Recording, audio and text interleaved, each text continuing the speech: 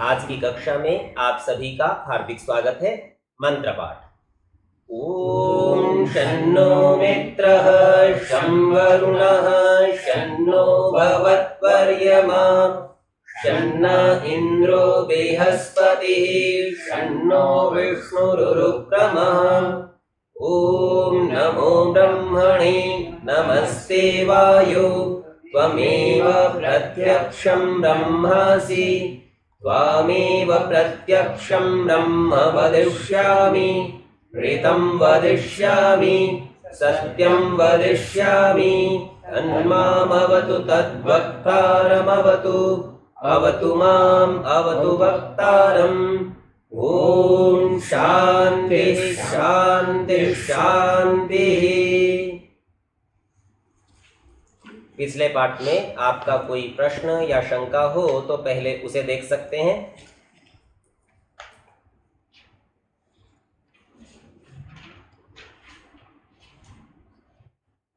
ठीक है, यदि सम्मुख उपस्थित लोगों का कोई प्रश्न नहीं है तो जो लोग इस कक्षा को ऑनलाइन सुन रहे हैं, यदि आपका कोई प्रश्न हो तो कह सकते हैं। जी हाँ जी।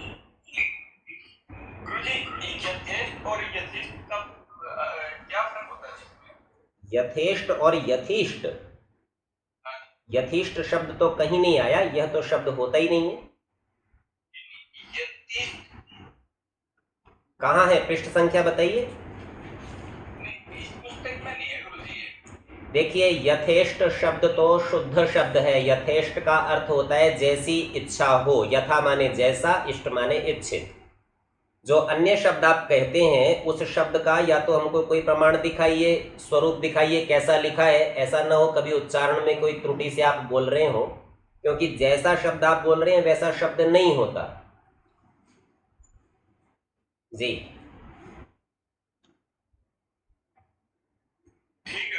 हाँ जी। अन्य किसी का कोई प्रश्न?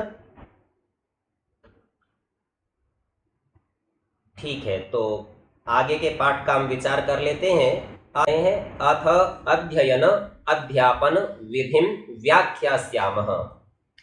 पढ़ने और पढ़ाने की विधि की व्याख्या करेंगे। ये समुल्लास बड़ा ही रोचक है। वैसे तो इस ग्रंथ का प्रत्येक शब्द अपने आप में संजो के रखने के योग्य है, पर यह विषय इस प्रकार का है कि महर्षि स्वामी दयानंद सरस्वती जी के लिए मनुष्य के जीवन में यदि सबसे अधिक महत्वपूर्ण कोई वस्तु है तो ईश्वर के बाद वह वस्तु विद्या है। यूँ समझिए, ईश्वर और विद्या को आप अलग अलग कर ही नहीं सकते। जो व्यक्ति जितना ही अधिक विद्या का ग्रहण करता जाता है और अपने आचरण में लाता जाता है, उतना ही वह ईश्वर के समीप होता जाता है। हम सब लोग ईश्वर की समीपता की अपेक्षा रखते हैं, सुख के लिए, अनंत सुख के लिए, आनंद के लिए, मुक्ति के लिए अर्थात मोक्ष के लिए। और उस तक पहुंचने का मार्ग एक ही तरीका है, और वह तरीका है ज्ञान को बढ़ाना। ठीक इसी प्रकार से यहाँ जो ये तीसरा समोल्लास रखा, इसमें भी यह विद्या, यह ज्ञान किस प्रकार प्राप्त किया जाए और पढ़ाने वाले किस प्रकार इसको पढ़ावें, इसकी यहाँ पर चर्चा की है। तो कहते हैं अब तीसरे समुल्लास में पढ़ने का प्रकार लिखते हैं। हम सबको ये ध्यान रखना चाहिए, इस तीसरे समुल्लास में बहुत सामान्य प्रारंभिक ग्रंथों के उद्धरण से लेकर और बहुत विशेष जो सबसे अंत में पढ़े जाते हैं दर्शन ग्रंथों के उद्धरण तक आएंगे। इसीलिए मन और मस्तिष्क को बहुत अच्छे से खुल के यदि हम एकाग्रता से इसका विचार करेंगे तो यूँ समझिए यात्रा में चल नहीं रहे होंगे, दौड़ने लगेंगे। इसलिए बड़ी तत्परता से इन वाक्यों को समझिएगा, प्रत्येक शब्द को, प्रत्येक सूत्र को, वाक्य को ग्रहण करने का प्रयत्न कीजिएगा। सरल है, कठिन नहीं है, बस खुले मस्तिष्क से विचार करना है। सर्वप्रथम स्वामी जी लिखते हैं, संतानों को उत्तम विद्या, शिक्षा, गुण, कर्म और स्वभाव रूप आभूषणों का धारण कराना माता पिता, आचार्य और संबंधियों का मुख्य कर्म है। तो ध्यान दीजिए, आभूषण बताया है उत्तम विद्या को, शिक्षा को, गुण को, कर्म को और स्वभाव को, ये आभूषण है। इसके पश्चात और स्पष्टीकरण करते हैं, सोने, चांदी, माणिक, मोती, मूंगा आदि रत्नों से युक्त आभूषणों के धारण कराने से मनुष्य का आत्मा सुभूषित कभी नहीं हो सकता। इसको ऐसा समझिए, आपका शरीर प्रकृति का बना हुआ जड़ पदार्थ है और आपका आत्मा प्रकृति का बना हुआ नहीं अर्थात चेतन पदार्थ है। अब जड़ को जड़ से बढ़ाया जाता है, चेतन को जड़ से नहीं बढ़ाया जा सकता। तो इस शरीर के ऊपर आभूषणों के पहनने से आत्मा की कोई वृद्धि, कोई उन्नति नहीं हो सकती। तो बिल्कुल स्पष्ट सिद्धांत दिया, क्योंकि आभूषणों के धारण करने से केवल देह अभिमान, शरीर की सुंदरता का अहंकार, विषयासक्ति, कई आभूषणों के पहनने से आकर्षण पैदा होता है और उस विषय में आसक्ति हो जाती है, और चोर आदि का भय तथा मृत्यु का भी संभव है। गले में बहुत सुंदर आपने हार पहना हो और अब कोई चुराना चाहे, खींचे, गला ही काट दे आपका, तो मृत्यु का भी संभव है। संसार में देखने में आता है कि आभूषणों के योग से बालक आदिकों का मृत्यु दुष्टों के हाथ से होता है। तो इसको ध्यान में रखकर समझना चाहिए कि बालकों को, विशेष करके विद्या का ग्रहण करने वालों को, आभूषणों का ग्रहण न करना चाहिए, अथवा आभूषण हो तो ऐसे हो जो चोरों के किसी काम के नहीं। इसके संबंध में स्वामी जी महाराज उपदेश मंजरी में संस्कारों की चर्चा करते हुए 7वें उपदेश में कहते हैं, बोले प्राचीन समय में विद्यार्थियों को भिन्न भिन्न प्रकार के यज्ञोपवीत पहनाए जाते थे और ये यज्ञोपवीत विद्या के आभूषण थे। जैसी जैसी विद्या का संपादन वैसे वैसे स्वरूप का, रंग का, प्रकार का यज्ञोपवीत उसको पहना दिया जाता था। और यदि कहीं आचरण में दोष हुआ तो उनसे वो यज्ञोपवीत छीने भी जाते थे। आज की बात ही नहीं कि आपने 10वीं कक्षा उत्तीर्ण कर ली, प्रमाण पत्र मिल गया और 10वीं की सब पढ़ाई को आप भूल चुके हैं तो भी 10वीं पास तो कहलाते हैं, ये नहीं था। वहां यदि आपके आचरण में वो विद्या नहीं आ रही तो आपसे वो प्रमाण पत्र यज्ञोपवीत रूपी छीन लिया जाता था और ऐसा करने से बड़ा अपमान होता था। परिणाम स्वरूप व्यक्ति विद्या को प्राप्त करने को तो उत्साहित होता ही था, उसे बनाए रखने के लिए, सदा उपस्थित रहे, इसके लिए भी तत्पर रहता था और उससे समाज की उन्नति होती थी। तो ये ऐसा आभूषण है, चोर को चुराने की आवश्यकता नहीं। अब धागे को चुरा के करेगा क्या, उससे मिलेगा क्या? तो आभूषण हो तो इस प्रकार के हो, यदि हो भी तो। इसके अतिरिक्त तो जो आत्मा के आभूषण है वो तो संस्कार है, विद्या है, ज्ञान है, उत्तम गुण है, कर्म है और स्वभाव है। सो वह धारण करने चाहिए जो किसी से चुराए ही ना जा सके, मृत्यु का भय ही ना हो, उनके खो जाने का दुख ही ना हो। तो ऐसे आभूषणों का ग्रहण करना सर्वथा योग्य है। यहाँ एक श्लोक उपस्थित किया है। यह श्लोक स्वामी जी महाराज के द्वारा स्वयं निर्मित है। इससे समझना चाहिए कि स्वामी जी में काव्य की भी योग्यता थी। अब यहाँ कहते हैं, विद्या विलास मनसो धृतशील शिक्षा सत्यव्रता रहित मान मलापहारा संसार दुख दलनेन सुभूषिता ये धन्या नरा विहित कर्म परोपकारा। तो सबसे पहले विद्या विलास मनसो, जिसका मन विद्या के विलास में लगा हुआ है। विलास का मतलब है आनंद, तो बड़ा अधिक प्रसन्न होता है विद्या को पढ़ने से जिस व्यक्ति का मन, ऐसा जो व्यक्ति हो। पुनः कहते हैं धृतशील शिक्षा, धृत अर्थात धारण कर लिया, शील यानी स्वभाव और शिक्षा अनुशासन को, इन बातों को जिसने धारण किया।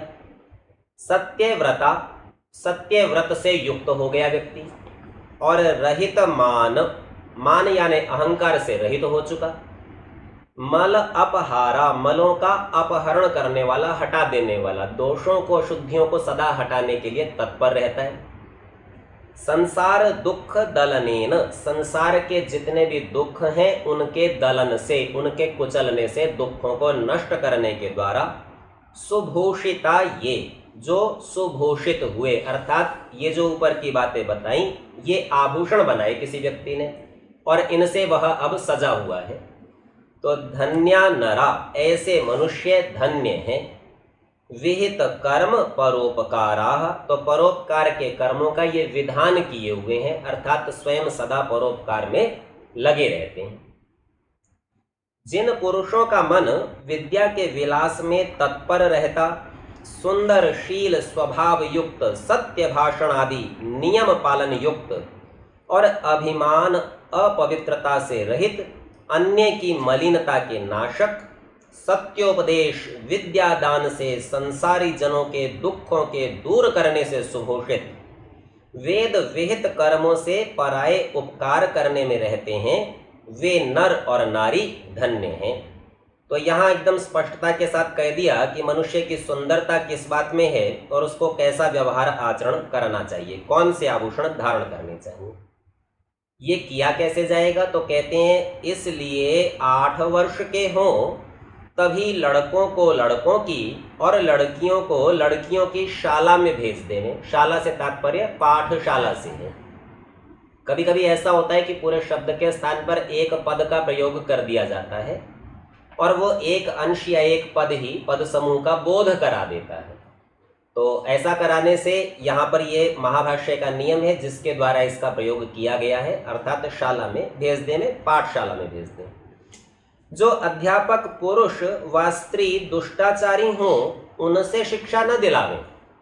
तो अभी तो आजकल एक बात होती है कि आप विद्यालय में जाते हैं तो वहाँ पर आपका एक साक्षात्कार होता है माता पिता का कि भाई इनके बच्चे को पढ़ाना है कि नहीं, पर अध्यापकों का साक्षात्कार संभवतः नहीं होता, या हो सकता है किसी विद्यालय ने परंपरा प्रारंभ भी की हो। तो होना ये चाहिए कि वे ये मानकर चलते हैं कि आप तो पहले से ही परीक्षण करके आए ही हैं, आप तो जान के आए हैं कि ये विद्यालय ऐसा है, ये होगा। पुनरअपि जब आप वहाँ वार्ता करते हैं तो आपको परीक्षण की पद्धति आनी चाहिए जिससे आपको पता चले कि अध्यापक किस स्तर के हैं, और तत्पश्चात आपको ये निर्णय करना चाहिए कि यहाँ अपने बालक को रखना है या नहीं रखना है। तो आचार्य और अध्यापक के परीक्षण के पश्चात ही अपने बालक उनके हवाले करने चाहिए। कहते हैं कि जो पूर्ण विद्या युक्त धार्मिक हों वे ही पढ़ाने और शिक्षा देने योग्य हैं। अयोग्य अध्यापकों के हाथ में अपने बच्चों को कभी न सौंपना चाहिए। द्विज, द्विज शब्द को समझिए। द्वि माने 2, ज माने जन्म लेना, जिसका 2 बार जन्म होता है। अब 2 बार मनुष्य के रूप में ऐसा नहीं, एक बार माँ के गर्भ से और दूसरी बार आचार्य के गर्भ से। तो ये शिक्षा का जन्म दूसरा जन्म है। अच्छा, यहाँ इस शब्द का बहुधा प्रयोग होता है, समाज में ये खूब प्रचलित है। इसी को ही सवर्ण नाम से भी कह दिया जाता है। 3 वर्ण द्विजातियां कहलाती हैं, ब्राह्मण, क्षत्रिय और वैश्य। हम सब इस शब्द से ये जान रहे हैं कि जन्म 2 तरह से होता है, एक माँ से और एक शिक्षा यानी विद्या से। ऐसे में जो माँ से या पिता से जो उत्पत्ति है उस वर्ण को तो हम स्वीकार करते हैं, ये विद्या से जो उत्पत्ति है इसके वर्ण को क्यों स्वीकार नहीं करना चाहते? यदि मैं ब्राह्मण परिवार में पैदा हो गया तो मैं जीवन पर्यंत ब्राह्मण तो बने रहना चाहता हूं, पर यदि विद्या के गर्भ में जाकर और मैं शूद्र बन के निकला, कुछ पढ़ नहीं सका, तो मैं ये स्वीकार नहीं करना चाहता कि मैं शूद्र बन गया हूं। तो ये एक प्रकार का अन्याय है। सबको इस बात का ध्यान करना चाहिए कि जन्म केवल माता पिता से नहीं होता, विद्या से भी होता है, और उसी आधार पर किसी व्यक्ति को द्विज कहा जाता है। जब तक दूसरी बार जन्म ना हो ले तब तक वह व्यक्ति शूद्र ही है, चाहे उसके माता पिता किसी भी वर्ण के हों, क्योंकि अभी तक तो वो एकज है, द्विज नहीं बना है। द्विज बनने से उन 3 वर्णों में आने का अधिकारी होगा। तो कहते हैं द्विज अपने घर में लड़कों का यज्ञोपवीत और कन्याओं का भी यथा योग्य संस्कार करके यथोक्त आचार्य कुल अर्थात अपनी अपनी पाठशाला में भेज दें। हमारे पास श्रीमान प्रशांत जी का प्रश्न भी पहुंच गया है, यद्यपि वे कक्षा में दिखाई नहीं पड़ रहे। पुनरपि इन वाक्यों को समझ लीजिए। यहाँ कहा है कि लड़कों का यज्ञोपवीत और कन्याओं का भी यथा योग्य। अच्छा, ऐसा नहीं है कि खाली वो 3 धागे पहना दिए तो काम हो गया। शब्द लिखा है यथा योग्य संस्कार करके, पूरी विधि करके, यथोक्त जैसा कहा गया आचार्य कुल अर्थात अपनी अपनी पाठशाला में भेज दें। आप देखेंगे एक यज्ञोपवीत तो घर पे ही कर दिया, और अब जब गुरुकुल में जाएंगे तो वहां पर भी उपनयन संस्कार होगा, वहां फिर यज्ञोपवीत पहनाएंगे। तो यूं समझिए घर से माता पिता ने जो 8 वर्ष के बालक को भेजा है उसका परीक्षण किया और ये जाना कि ये किस योग्य हुआ, अर्थात ये ब्राह्मण बन जाएगा या नहीं, क्षत्रिय बन जाएगा या नहीं, वैश्य बन सकेगा या नहीं, ऐसा विचार करके उसको यज्ञोपवीत पहनाकर भेजा है। तीनों ही वर्णों के यज्ञोपवीत भिन्न भिन्न प्रकार के हुआ करते थे, किसी का कपास का, किसी का मूंज का, किसी का रेशम का। अब ऐसे में जब वो गया तो वहां जाकर आचार्य परीक्षा लेगा और परीक्षा लेने के बाद वो फिर दोबारा यज्ञोपवीत देगा। यूं समझिए ये दूसरे जन्म की प्रक्रिया है। अब वो देखेगा कि ये ब्राह्मण बनना चाहता तो है पर योग्यता प्रदर्शित कर रहा है या नहीं, इसका आचरण तदनुकूल है या नहीं। और इस दूसरी बार के यज्ञोपवीत के पश्चात वह उसको उसी के अनुकूल शिक्षा देगा।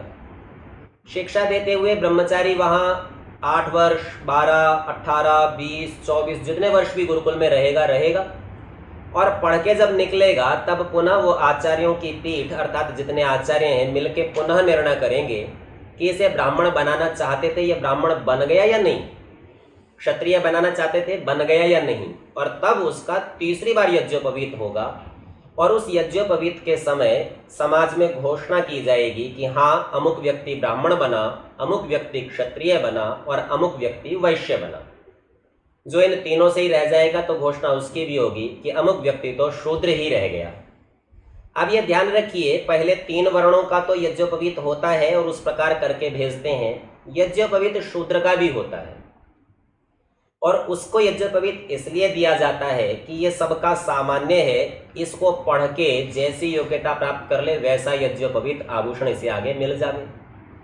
यहाँ इस सारे व्याख्यान में आप समझिए यज्ञोपवीत एक प्रमाण पत्र जैसा है। जैसे आप कोई कक्षा उत्तीर्ण करना चाहें और आपने 3य श्रेणी 3rd क्लास से वो कक्षा पास की तो आपको प्रमाण पत्र मिला और उस पर लिखा सामान्य योग्यता।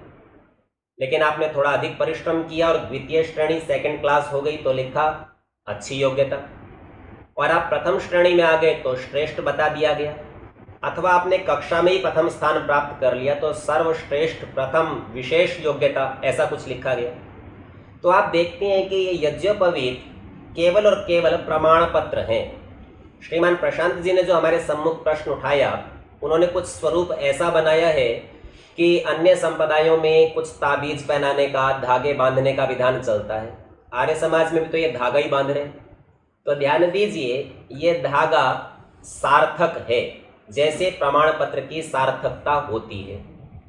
और अन्य जो भी ताबीज, मालाएं या धागे आदि बांधे जाते हैं, जो बंधन दिए जाते हैं, वे मात्र बंधन ही होते हैं, उनका किसी भी क्रिया से कोई संबंध नहीं होता।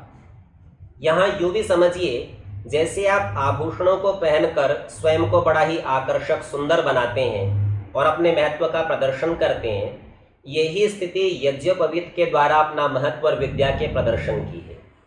जबकि ताबीज आदि को पहनकर आप सुंदर तो लगते नहीं, प्राय करके लाल काले धागे होते हैं, हरे धागे होते हैं, और इन्हें आप वस्त्रों के नीचे पहनना पसंद करते हैं। कभी कभी होता है कि आप इनका प्रदर्शन करते हैं, पर वो भी हठात करते हैं, बलात्, अर्थात आप जिद लगाते हैं नहीं इसको दिखाना चाहिए ऐसा, और इनको छिपाना चाहते हैं, अर्थात आप ये स्वयं मानते हैं कि मैं इनके बंधन में हूँ। अच्छा, यदि आप ऐसा न भी माने तो भी जो ये ताबीज आदि पहनाए जाते हैं, जिन समस्याओं के समाधान के लिए ये पहनाए जाते हैं या जिस लाभ की कामना से ये धारण किए जाते हैं, उनका इसके साथ कोई संबंध नहीं है। इनके पहनने से कोई बता नहीं सकता कि आप में ये विशेषता है या आपकी ये समस्या है। जबकि यज्ञोपवीत के देखने से ये कहा जा सकता है कि ये अमुक वर्ण का है। प्राचीन समय में जब सभी विद्यार्थी गुरुकुलों में जाते थे तो वहाँ ऐसा होता था कि यज्ञोपवीत को देखकर दक्षिणाएं दी जाती थी। तो भिक्षा के लिए जाते थे, जब भिक्षा के लिए जाते थे तो पता चलता था ब्राह्मण है थोड़े से काम चल सकता है, और क्षत्रिय है तो अधिक चाहिएगा क्योंकि शारीरिक श्रम करता है। तो उनके जो भिक्षादाता ग्राम के, नगर के लोग थे, वे उसको उसी प्रकार का ही सहायता प्रदान करते थे। तो जैसी उसकी योग्यता और उसका उसी प्रकार का सम्मान भी। यदि ब्राह्मण वर्ण का यज्ञोपवीत पहने हुए कोई व्यक्ति आया तो उसका विशेष सम्मान और धर्म संबंधी चर्चा, और क्षत्रिय वर्ण का आया तो शस्त्र संबंधी, रक्षा संबंधी चर्चा उनसे की जाती थी। ये सब भिक्षाएं अथवा दक्षिणाएं ज्ञान के आदान प्रदान के पश्चात होती थी। ऐसा नहीं कि केवल हाथ फैला लिया और मिल गया, ऐसे नहीं। तो प्रत्येक बात की व्यवस्था बनी हुई थी और इस व्यवस्था के हेतु होने से इन यज्ञोपवीतों की उपयोगिता थी। सो आर्य समाज में जो यज्ञोपवीत पहनाए जाते हैं वे सार्थक हैं और इससे इतर जो धागे ताबीज आदि बांधे जाते हैं वे निरर्थक होने से त्याज्य हैं। ये यज्ञोपवीत का धारण करना अपनी ईमानदारी का प्रदर्शन भी था, क्योंकि 3 धागों में 3 ऋणों की चर्चा थी। तो जैसे आपने किसी से ऋण लिया हो, कर्जा लिया हो, और आप उसकी उपस्थिति में ये कहें मुझे अच्छे से स्मरण है जी, आपका धन लौटाना है, मैं तत्पर हूं, मैं कर रहा हूं इस प्रक्रिया को, तो ऋण देने वाले को भी बड़ा विश्वास रहता है और आपका भी मान होता है कि बहुत ईमानदार सज्जन आदमी है, लिया है तो देंगे और जैसा कहा है वैसा करेंगे। इसके स्थान पर आप ऋण ले लें और मुंह छिपाकर दाएं बाएं भागते फिरें तो प्रतीत होगा कि आप असत्यवादी हैं, मिथ्याचारी हैं और भ्रष्ट हैं। ऐसे व्यक्तियों से समाज को हानि होती है, समाज इनसे बचना चाहता है। सो यज्ञोपवीतों का पहनना अपने ऋणों का प्रदर्शन, अपनी ईमानदारी और उच्च आचरण का प्रदर्शन है। इसीलिए भी इन यज्ञोपवीत के धारण करने की सार्थकता है। इस हेतु से यज्ञोपवीत ताबीज के समान नहीं है। तो यहाँ कहा कि यथोक्त आचार्य कुल अर्थात अपनी अपनी पाठशाला में भेज दें। विद्या पढ़ने का स्थान एकांत देश में होना चाहिए और वे लड़के और लड़कियों की पाठशाला 2 कोश एक दूसरे से दूर होनी चाहिए। सहशिक्षा का सीधा यहाँ निषेध किया जाता है। जो वहाँ अध्यापिका और अध्यापक पुरुष व भृत्य अनुचर हो, भृत्य कहते हैं कर्मचारी को, नौकर को, सेवक को, अनुचर भी वे ही हैं, भृत्य अनुचर हो, वे कन्याओं की पाठशाला में सब स्त्री और पुरुषों की पाठशाला में पुरुष रहें। स्त्रियों की पाठशाला में 5 वर्ष का लड़का और पुरुषों की पाठशाला में 5 वर्ष की लड़की भी न जाने पावे, जिसकी चर्चा हम पिछले समुल्लास में ब्रह्मचर्य से संबंधित कर चुके हैं। अर्थात जब तक वे ब्रह्मचारी व ब्रह्मचारिणी रहें तब तक स्त्री व पुरुष का दर्शन, स्पर्शन, एकांत सेवन, भाषण, विषय कथा, परस्पर क्रीड़ा, विषय का ध्यान और संग, इन 8 प्रकार के मैथुनों से अलग रहें और अध्यापक लोग उनको इन बातों से बचावें। तो मनुस्मृति में ये 8 प्रकार के मैथुन माने गए हैं, अर्थात ब्रह्मचर्य के नाश के कारण इनसे बचना चाहिए और अध्यापक लोग उनको इन बातों से बचावें, अर्थात इस प्रकार की व्यवस्था करें कि ये दोष न होने पावे, जिससे उत्तम विद्या, शिक्षा, शील, स्वभाव, शरीर और आत्मा बल युक्त होके आनंद को नित्य बढ़ा सकें। अब यहाँ कुछ पुस्तकों में आत्मा के लिखा हुआ है, इस शब्द की कोई उपयोगिता नहीं है, इसके बिना वाक्य सार्थक है। तो तात्पर्य के नियम का, आकांक्षा के नियम का प्रयोग करके मैंने इसका पाठ नहीं किया है। आप में से भी जो लोग इसे उचित समझे हटा सकते हैं, किसी को इसकी सार्थकता लगे तो प्रयोग भी कर सकते हैं। तो यहाँ पूरी पढ़ने पढ़ाने का जो लक्ष्य है वो उत्तम विद्या, शिक्षा, शील, स्वभाव, शरीर और आत्मा का बलवान होना। अच्छा, इन सब के द्वारा भी अंतिम लक्ष्य है आनंद को बढ़ाना, वह प्राप्त करना ही लक्ष्य है। पाठशालाओं से 1 योजन अर्थात 4 कोश दूर ग्राम व नगर रहे। सबको तुल्य वस्त्र, खान पान, आसन दिए जाएं, चाहे वह राजकुमार व राजकुमारी हो, चाहे दरिद्र के संतान हो, सबको तपस्वी होना चाहिए। तो विद्यालय में किसी को कोई भी विशेष सुविधा कभी नहीं मिलेगी, सब समान रूप से रहेंगे। तो किसी में इस बात का अभिमान ही न रहेगा कि मैं बहुत धनिक हूँ, किसी को ये नहीं लगेगा कि मैं दरिद्र हूँ, क्योंकि समान सुविधाएं, समान शिक्षा, समान अध्यापक, समान दिनचर्या और समान तप करना होगा। उनके माता पिता अपने संतानों से व संतान अपने माता पिताओं से न मिल सकें, इस प्रकार की व्यवस्था करनी। अच्छा, विचार करके देखिए, 8 वर्ष के बालक को आप गुरुकुल में ले गए। 8 वर्ष के बालक की स्मरण शक्ति बहुत अच्छी नहीं होती। किसी बालक के माता पिता यदि बहुत अल्प काल में, शैशवावस्था में ही मर जाए, मृत्यु को प्राप्त हो जाए, तो वह अपने माता पिता की शक्ल भी भूल जाता है। 8 वर्ष का बालक चला गया और कल्पना कीजिए 24 वर्ष तक गुरुकुल में रहा, 32 का, 36 का, 44 का, या जैसा स्वामी जी लिखते हैं 48 वर्ष में विवाह के लिए लौटा। तो 48 में लौटा तो 40 वर्ष से जिन माता पिता को नहीं देखा उनको पहचानेगा तो नहीं, अपने घर का ही रास्ता भूल चुका होगा, अब कैसे अपने घर आएगा। इसकी एक बड़ी सुंदर युक्ति प्राचीन समय में होती थी। वहां ये होता ही नहीं था कि जिस माता पिता ने संतान को उत्पन्न किया उसको वो देते ही नहीं थे। वो ये देखते थे कि पढ़ लिख के ये ब्राह्मण बना तो उसके योग्य माता पिता की खोज होती थी और उन माता पिता को दे देते थे, भाई तू तो इस परिवार में जाने योग्य, वहां पहुंच जा। इसी प्रकार क्षत्रियों का, इसी प्रकार वैश्यों का। और शूद्र तो उनके साथ ही रहते हैं, इसलिए उनको तो किसी को भी देने की आवश्यकता है ही नहीं। तो इस प्रकार से जो जिस वर्ण की योग्यता प्राप्त करता था वह उस घर में भेज दिया जाता था। अब लड़ाई झगड़े की तो कोई चर्चा ही नहीं है और जन्मना वर्ण व्यवस्था का कोई अवसर ही नहीं है, क्योंकि जिसने पैदा किया उसे उसका मिला नहीं। अब मान लीजिए ब्राह्मण परिवार ने किसी बच्चे को पैदा किया और वो बन गया क्षत्रिय, तो वो तो किसी और परिवार में गया, और किसी और वर्ण में पैदा हुआ ब्राह्मण इनको मिल जाएगा, तो संतान तो सबको मिल जाएगी, वंश तो सबके चलेंगे, पर सबके वंश विद्या से चलेंगे, जन्म से नहीं चलेंगे। परिणाम स्वरूप लोग बाग आपत्ति करते हैं, उनमें स्नेह कैसे होगा, एक दूसरे को चाहेंगे नहीं क्योंकि ये मेरा परिवार था नहीं, वो नहीं। तो ध्यान रखिए, एक ही परिवार में पैदा हुए व्यक्ति भी परस्पर एक दूसरे से ईर्ष्या, द्वेष, लड़ाई झगड़ा और मुकदमे तक करते हैं, जबकि भिन्न परिवारों से आने वालों में ये संभावनाएं न्यूनतम होंगी। क्यों? क्योंकि उनके ज्ञान के आधार पर उनको वहां रखा गया है। जब सोच ही एक जैसी होगी तो झगड़ेंगे कैसे? इसीलिए ये सारे जो संसार के झगड़े हैं ये भी मिट जाएंगे। अच्छा सोचिए, घरेलू झगड़े नहीं रहे तो अब सबके पास केवल उन्नति करने का ये कार्य बचा है और सब खुलकर आसानी से, सहजता से उन्नति कर सकेंगे। तो व्यवस्था बड़ी योग्य व्यवस्था थी। यदि वही लौट आए तो निश्चित रूप से वो जो हमें कल्पना कहते हैं ना राम राज्य की, वह स्थिति बनेगी। तो यहाँ कहते हैं कि उनके माता पिता अपने संतानों से जी ऐसा होता है कि जन्मना माता पिता अलग हो जाएंगे तो जो धन दौलत और विरासत होती है उसका तो बहुत झगड़ा हो जाएगा। उसमें तो ताल्लुक नहीं है उस धन दौलत से, वो उसके हवाले हो जाएगा, जिसका था वो पहुंच गया। तो हाँ, इसमें कोई झगड़ा नहीं होगा। आप ये ध्यान रखिए, ब्राह्मण का बच्चा यदि शूद्र बना और शूद्र परिवार में दिया गया, और पहले से हम मान लेते हैं कि ब्राह्मण तो बहुत धनी था और शूद्र बहुत दरिद्र था, ये भी मान लेते हैं। ऐसी परिस्थिति में ब्राह्मण का बच्चा ये कहे मैं धनी परिवार में पैदा हुआ और दरिद्र में गया, तो वो कुछ भी झगड़ा करने का, मुकदमा करने का अधिकारी नहीं है, क्योंकि धन, संपत्ति, सुख की सामग्री और सुख के साधन योग्यता से मिलने चाहिए और राज्य की ओर से यह व्यवस्था रहेगी। यदि संविधान इस प्रकार का होगा तो मुकदमा कैसे करोगे? तो कोई भी झगड़ा नहीं हो सकेगा। प्रथम तो आप भूल ही जाओगे आपका परिवार कौन सा इतने लंबे काल में, याद रह भी गया अथवा दिला भी दिया किन्हीं लोगों ने, तो आप अधिकारी नहीं हो।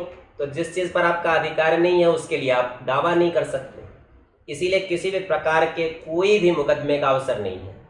और जो व्यक्ति दरिद्र के घर में, शूद्र के घर में अथवा किसी अन्य वर्ण में पैदा होकर धनी ब्राह्मण के यहाँ आ गया, तो उसकी योग्यता है, उसका पुरस्कार है। आज भी जैसे कोई व्यक्ति अच्छा पढ़ लेता है और उसको अच्छा कोई सेवा कार्य, वेतन अच्छा 1 लाख, 5 लाख, 1 करोड़ ऐसा मिल जाता है, जिसे आप पैकेज कहते हैं, तो दूसरा व्यक्ति ये दावा थोड़ी करता है कि साहब मैं अधिक अमीर था इसलिए मेरे को बड़ा पैकेज मिलना चाहिए था। ऐसा नहीं होता।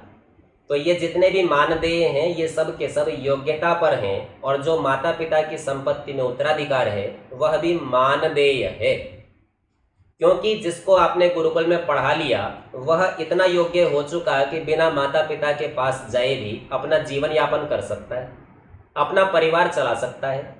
और गुरुकुल केवल मात्र शिक्षा का केंद्र नहीं था, व्यवस्था का था। तो समाज की व्यवस्था, चाहे वो क्षत्रिय निकालने हो तो यूं समझिए जिसे आप मिलिट्री स्कूल कहते हैं वो भी तो गुरुकुल ही था, जिसे आप एकेडमिक और ये कमर्शियल जो समूह कहते हैं, समवाय, यह भी तो गुरुकुल ही था, वही तो निकालता था व्यवसाय कैसे करना है। तो समझिए पूरे राष्ट्र की व्यवस्था गुरुकुल से चलती थी। परिणाम स्वरूप वहां से पढ़ के निकला विद्यार्थी उस व्यवस्था का अंग, वहीं का कर्मचारी, वहीं सेवा कार्य, वहीं से वेतन प्राप्त करे, चाहे तो गुरुकुल में रह के पढ़ाए और चाहे तो आगे की व्यवस्था देख ले। तो वह सर्वतंत्र, स्वतंत्र।